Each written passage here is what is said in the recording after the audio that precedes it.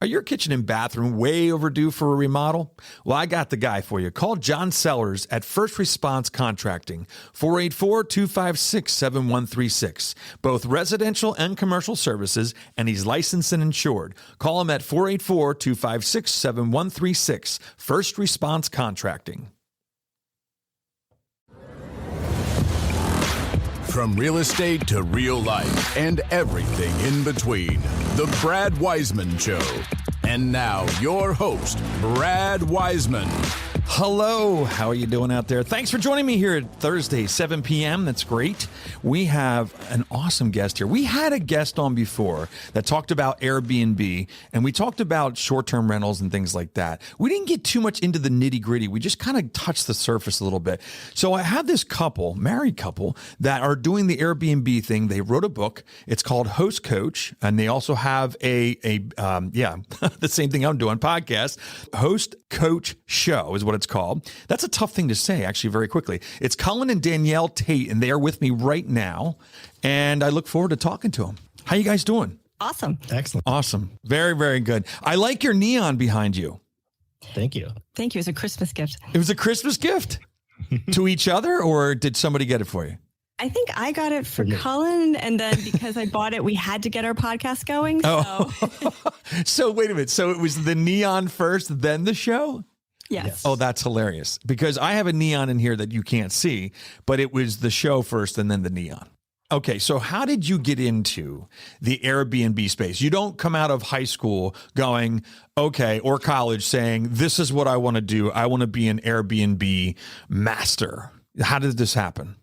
Yeah, we had in 2018, I was in a career crossroads. I had worked for a startup that sort of sold and was really wondering what to do. What was my next maneuver going to be? Did I want to start another company? And, my son was 9 or 10 at the time. And, all of that overhead of starting another company seemed pretty daunting. And I had 2 properties that were Airbnb rentals, one in Turks and Caicos and one was a cabin. And I realized that could scale. And so in summer of 2018, I ended up purchasing one off market, one on market, and one property from a wholesaler, all in the same summer. Super smart. Yeah. And then, with a small portfolio there with the 3 new ones plus the 2, I was quickly able to test and scale various, processes, technologies, work through all the different softwares and really was able to hone the craft. That's amazing. So you started pretty quick then. It was you ramped up pretty quickly then, it seems.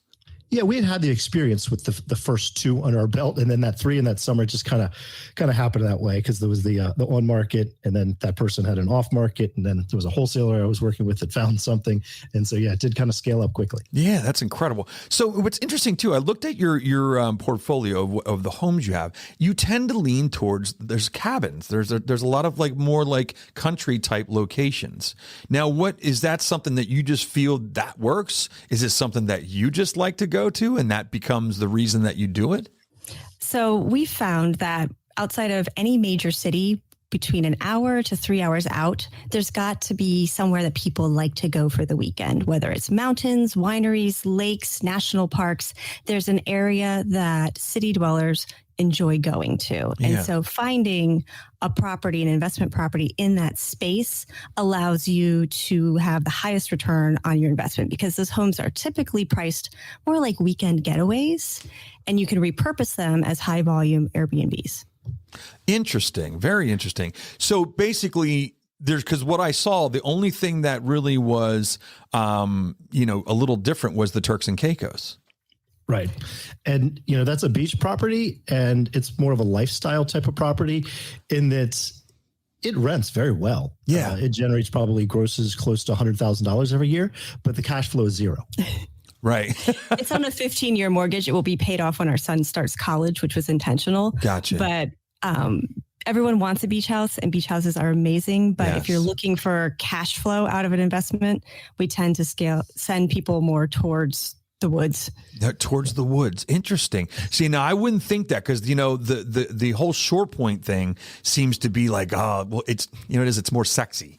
Whereas the woods are kind of like, but that's like you said, outside the big cities, they're looking for that. Look at the Poconos. I mean, that became a huge thing for people from New York City, especially after 9/11 and especially after COVID. These things have you must have seen a huge increase after COVID or during COVID. Yes, absolutely. So during and after COVID, it started to settle down now here and is resuming, sort of more normalcy. Right. But COVID has changed, the cat's out of the bag. People work from home and they're realizing they don't have to work from their home. Right. So, there's a lot of new demand during the weekday, not just weekends. Yeah, amazing. So here's a question. Now you do all this. Why the book? Like what made you go, you know what, we're doing this and it's really working well for us. We want to share it. We want to share this idea. Bad at keeping secrets. That's funny. So's my mom, actually. So what happened really is friends and family started to notice our being successful with Airbnb and, inquiring about the numbers, really seeing the joy that it was bringing us, and began sort of informally coaching friends and family. And then very dear friend of ours is Keller Williams in operations in Wilmington, North Carolina. Okay. And introduced me to their OP. And the OP down there is a great guy and a big investor. Had a call with him and he said, you got to bring this to my market center. You got to teach my agents, wow, these skills, for These their own wealth pillars. building. Yeah. And for their clients' benefit. And so I had to formalize my thoughts into that presentation. And then that presentation really became the outline for the book. Yeah, it's amazing. That's cool. And we are going to get into this. You kind of, gave us a little secret there, the 4 pillars. The 4 pillars of basically, doing the Airbnb process, right? And you have that in the book, and we're going to go over those. I wanted to actually bring those up. So it's the 4 pillars of Airbnb investing success. You have down here finding your where, pinpointing your ideal investing location. What do you use for that? Do you have a tool? It says an online tool or something that you use? Yeah, it starts with a bit of finding your why. Find your where is a little bit of where do you enjoy? Brad. Do you like to mountain bike? Do you like to, go to the ocean? Do you like to go to, what are you interested in? You mentioned the Poconos. Yep. And then from there, we can analyze that market with a great tool called AirDNA. It's free. It's an online service. There's a paid version, but it grades each market. Wow. For things like investability, right, seasonality, revenue growth. It provides a great map. You could plug in an area and it scores each sort of county. And so you can real quickly identify, you mentioned the Poconos. Yep. Is that a high scoring place? And if it is, then you can begin, your individual property search in that market, knowing that the market itself is strong. Yeah. Now, when you pinpoint a place, Danielle, when you're looking at a place, do you guys find any pushback from the townships and the boroughs and all that stuff? We've been incredibly fortunate in the counties that we invest in are very short-term rental friendly. They've been traditional cabin rental markets. Gotcha. And so while there is a hospitality tax by the county, they are used to having people coming because they want to be by the Shenandoah River. They want to be by the national park. And so this has really not been an issue. I have fallen in love with a few properties that had HOA restrictions. Oh. And so that's something, listeners, if you find a house, double check with the agent to make sure that there are HOA laws that are friendly to short-term rentals, because you don't want to buy something that you can't use for the purpose you intend. Yeah, and that's interesting because you have your governmental regulations with your townships, boroughs, your cities, but the other thing that people do forget are the HOAs, and they have just as much power as the smaller governments do, and they can definitely stop you from doing what you want to do. And if you bought a property and couldn't rent it, then that would be a little bit of a situation. A little bit. Have you run into anything like that? Well, other than Danielle's mentioned that, there was a particular area that we kept seeing properties around the lake. Places, really great loved. prices just kept popping up. Oh, This no one, way. This one. And now I just know when I see it, I immediately scroll to see what Community. Community is. And I'm just like, no. Can't do it. Oh, that stinks. And we're starting to go into that now, just in our area here locally. We're seeing in the newspaper and in the news sources that it'll say, Wyomissing Borough has now started a new policy for short-term rentals, and now they have taxes and they have fees and they have inspections and all this stuff. So like you said before, the cat is kind of out of the bag, and now the government entities are starting to regulate, which is fine. I don't mind if they regulate it a little bit in order to protect values of properties around there, but I think also people need to make a living too. And I think it's a great source. I mean, Airbnbs, to me, the short-term rental thing is just incredible. We don't have enough hotels and things like that around in order for people to go on vacation. So going on to the next pillar, make your listing pop. Now you're saying we use paint, decor, HDR photography, which is what we use for taking pictures for listings. But you want the listing to stand out. And I can't agree with that more.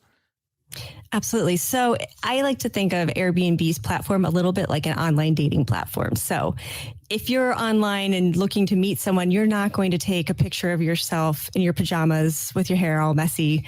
You're going to have a great picture and a great outfit that shows who you are. And Airbnb listings are the same way. Yeah. As potential guests are scrolling through, I mean, how many times do you scroll past the first page of Google search? Absolutely. Yeah, it's exactly. The same for the Airbnb platform. So having an accent wall, or I'm a big fan of blue velvet couches, hanging basket chairs, having things that guests are like, oh, I really want to be there. I can imagine myself sitting in front of that fireplace or, on that front porch, making your listing pop to grab that initial attention and have people click further gets you much closer to being fully occupied. As you say that, I'm thinking nobody wants to stay somewhere that looks worse than the house they live in.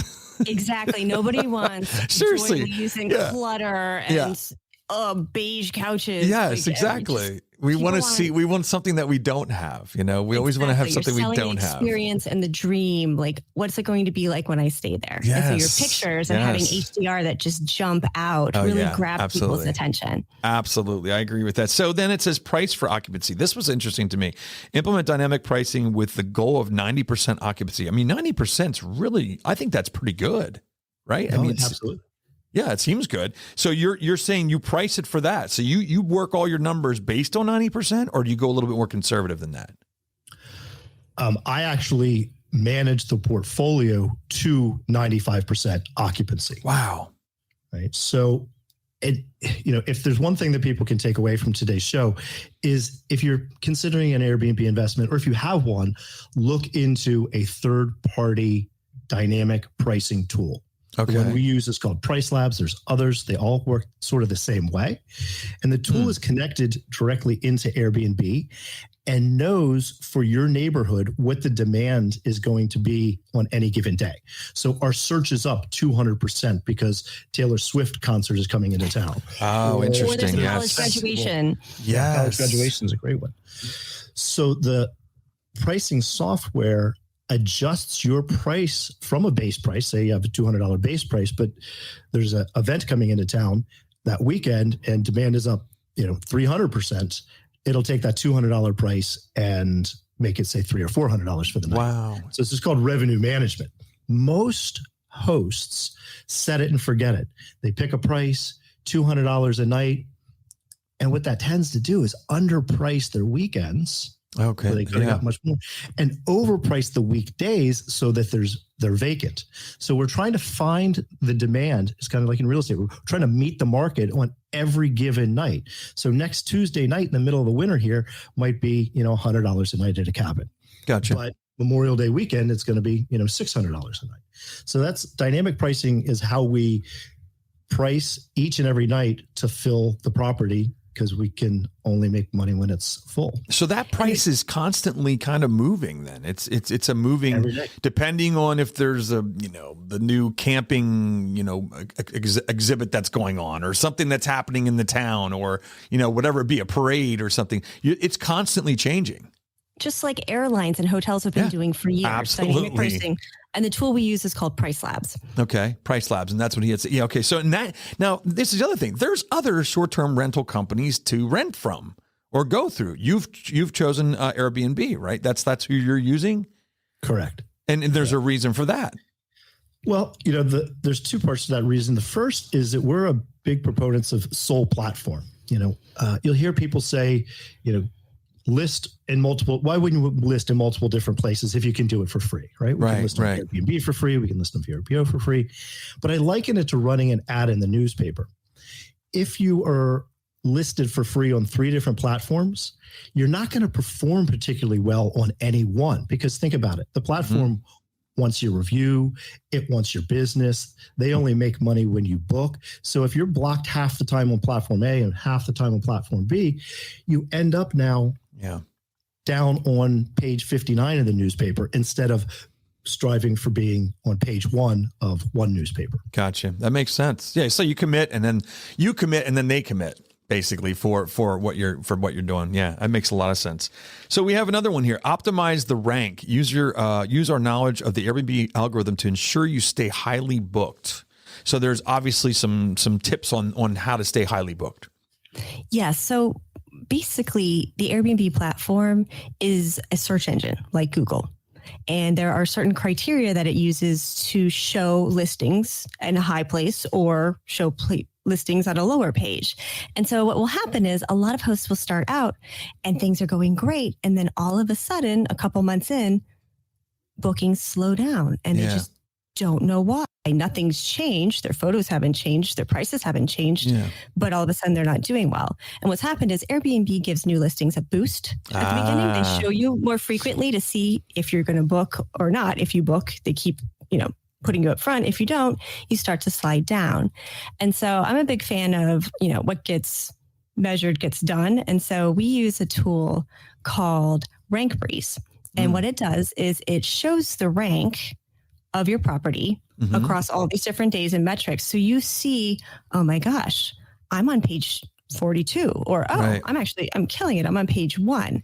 And so by measuring that and knowing where you are, if you are having a problem, you can be like, oh, why don't I change a few of my policies? Maybe I need to reorder my photos. There's all these different things you can do. Perhaps you need to be pet friendly. There's all these things you can do, and then wait and let the algorithm absorb those changes, measure it, and go back to Rank Breeze to see where you are. Because that's so funny. None of us scroll past page 1 in Google, and Airbnb, no one looks past 18 listings, I believe is the metric.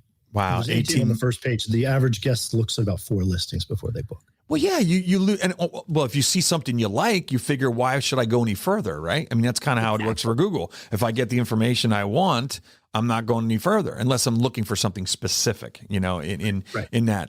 But that's really interesting. So basically, and it sounds a lot like, believe it or not, it sounds a lot like selling real estate.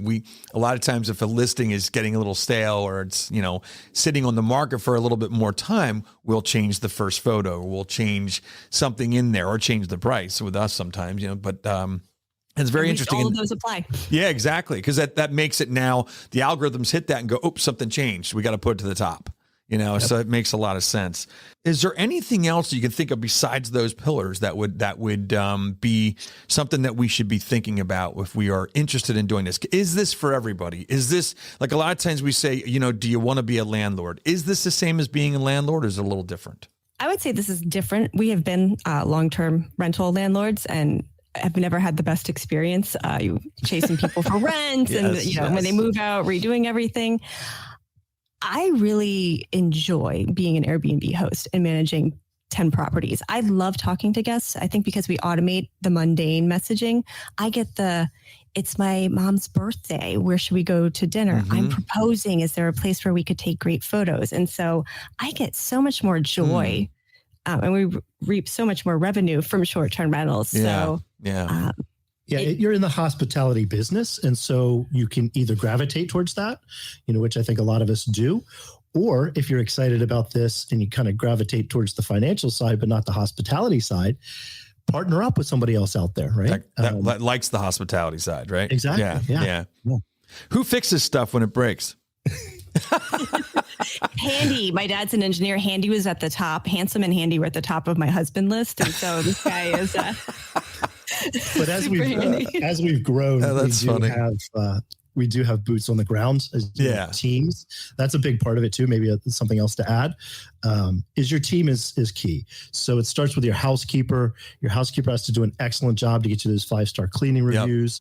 And then from there, it's nice to have someone who you can call to fix the small things so I don't have to drive down there, to fix everything. And so we've set ourselves up with good team members like that. And we give those team members autonomy. Like our housekeepers are fully authorized to be like, this is broken. We need a new one. This isn't working.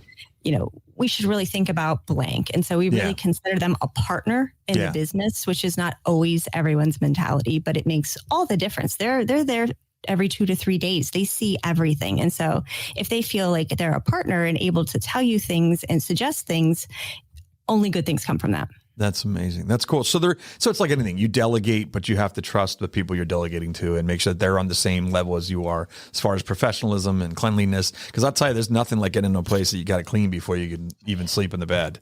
That's always discouraging. Very discouraging. Yeah. So where can we find you? Where can we get help from you guys? I mean, if somebody's interested in doing something, like what you're doing, what's the best way to contact you? So listen to the Host Coach Show, which is our podcast. We have episodes every Tuesday. Yes. You can find us at hostcoach.co, whether you want to read our blog, whether you want to do a 30-minute call with us just to explore wherever you're at in your Airbnb journey. But we're everywhere and always happy to talk and help people. It's what brings us joy. Awesome. And I think when I just Googled the Host Coach, I think it came up. You guys came up, if I'm not mistaken. It was pretty easy to find. I would hope so. Yeah. Awesome. Well, thanks so much for coming on today. And where can we pick up the book? Amazon, of course, right? It's on Kindle. It's a paperback, and you can also listen on Audible. Oh, awesome. So it's everywhere. I'm going to actually check it out on Audible. I'm not a really fast reader, so I'm going to check it out on Audible because I listen to my books. But this is great, man. Thanks for coming out today. Thanks for being on the podcast. I really appreciate it. Best of luck with the book and all the stuff you're doing. I might be in touch about the Turks and Caicos. It's very impossible that could happen because that's somewhere we want to go. So thanks so much. Have a great day, guys. Thanks. Thank you. All right, there we have it. You got to go pick up this book. Go on Amazon, pick up this book. If you have any interest in doing Airbnb, you want to take a look at this. They are definitely spelling out all the ways, all the things that come into the 4 pillars of Airbnb investing success. This dug real deep. It got detailed, and I'm glad we did because a lot of people have questions. So come back and see us every Thursday at 7 p.m., and we'll have more great guests just like them. All right, that's it. We'll see you next Thursday.